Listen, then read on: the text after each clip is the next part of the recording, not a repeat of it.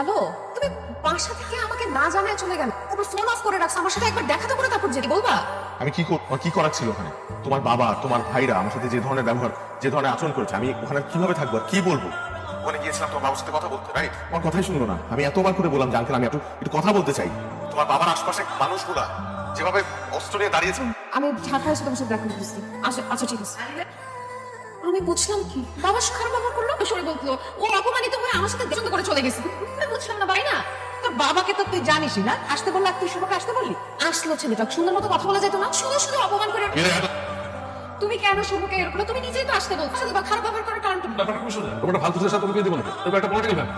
কি কথা? Political family গাড়ি গাড়ি রাখতে বলবা, কালকে সকালে আমি ঠিক। কেন? মেয়েটাকে তো লাইট দিয়ে দিয়ে মাথা ধরেছে তত্ত্ব সব। সহ্য আমার হয়েছে জ্বালা, যেমন মেয়ে তেমন বাবা। আমি এটাই বুঝতেছি না, তুমি এত ভয় পাচ্ছ কেন? এটা ভয় পাওয়ার মতোই। তোমার ফ্যামিলি মেম্বার একটাও তো সাধারণ, সবাই বাংলা সিনেমার ভিলেনের মতো মেরে ফেলে। দেখো আমি তো ভয় পাচ্ছি না, তুমি কেন ভয় পাচ্ছ? বাবা, তুমি তো ওই ফ্যামিলি থেকে বিলং করো। কিন্তু আমার মা তো একদমই ওদের মতো না। এটা তোমাকে দেখলেই বোঝা যায়। তোমার মা আর তুমি একদমই অন্যরকম, ওদের মতো না। কিন্তু তারপরেও এই বিষয়টা নিয়ে এত ভয় পায়, ছেলে কোথাও যাচ্ছি না। দেখো, আমি একটা কথা বলি, আমার ফ্যামিলি মেম্বাররা খুবই সাধারণ, খুবই নরম সরম। ওরা ফ্যামিলির সাথে খাবে না, কথাবার্তা পাবে না, মাথায় কাজ করতেছে না। দেখো আমি তোমাকে ছেড়ে কোথাও যাচ্ছি না, এখন আমি তোমাকে করবো। আই নো আমার মানুষজন অনেক জেদি, আমার চাপাচাপি করবে, ওই ভয় পায় আমি।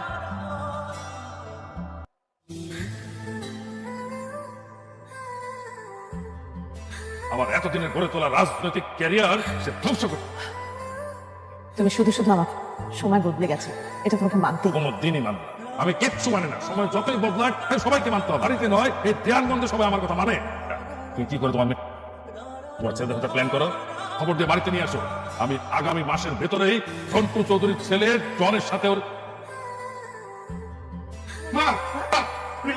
মানে বললো কারেন্টের মিস্ত্রি ছেলে ঘরের ভিতরে সন্ধ্যা আনিলে ওদের সাথে পালাইছে। কথা বলছিস তুই শুধু আমার মেয়ে পালাতে কিছু লোক আমি লাগে অপরিচিত কিছুক্ষণ আগে চিত ছেলে নিশ্চয়ই এটাকে হারাম যাওয়া হচ্ছে। বাবা, বাস স্ট্যান্ড, লঞ্চ ঘাট, রেল স্টেশন, সব জায়গায় লোক পান।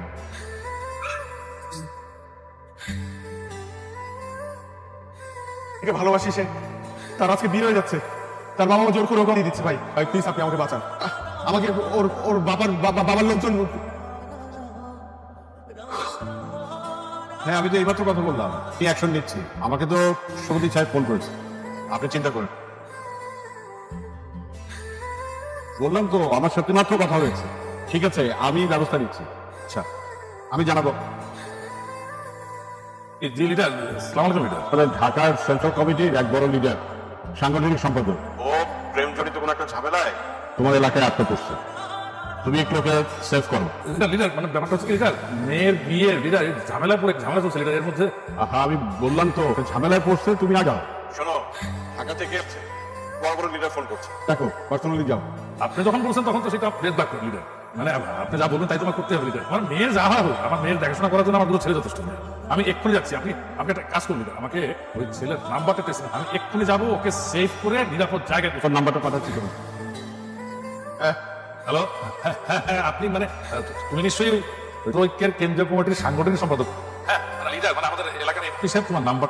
তুমি কোথায় কোনো একটা ঝামেলায় জড়িয়ে পড়েছো, ঠিক বুঝেছো? হ্যাঁ, আচ্ছা তুমি এখন কোথায় আসো বলো তো? জি, আমি দেওয়ানগঞ্জ রেল স্টেশনে আছি। আচ্ছা আচ্ছা ঠিক আছে থাকো।